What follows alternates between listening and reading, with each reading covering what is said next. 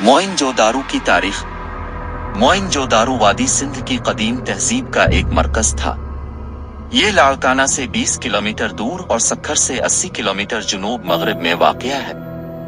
ये वादी सिंध के एक और अहम मरकज से 400 मील दूर है। ये शहर 2600 कब्ल मसीह मौजूद था और 1700 कब्ल मसीह में नामालूम वजूहात की बना पर खत्म हो गया। ताहम माहिरीन के ख्याल में दरियाए सिंध के रुख की तब्दीली, सैलाब, बैरूनी हमला आवरा जलजला अहम वजूहात हो सकती है। मोइनजोदारो को 1922 में ब्रिटिश एक्सपर्ट आसार कदीमा सर जॉन मार्शल ने दरियाफ्त किया और उनकी कार आज भी मोइनजोदारो के अजायब खाने की जीनत है। लेकिन एक मकतबा फिक्र ऐसा भी है जो इस तासुर को गलत समझता है और उसका कहना है कि उसे हिंदुस्तान के माहिर आसार कदीमा आर के भांदर ने 1911 में दरियाफ्त किया था।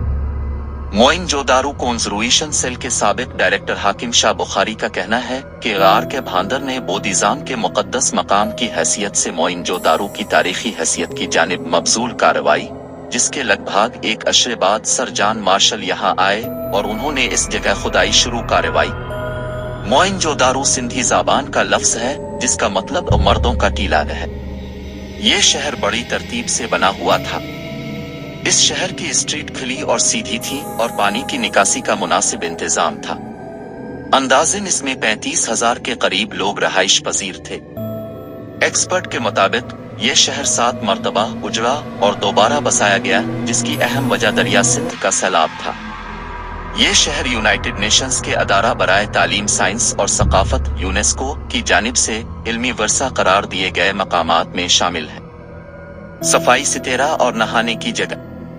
मोइनजोदारो के लोग बहुत सफाई पसंद थे, जैसा कि इनकी आसार कदीमा से पता चलता है।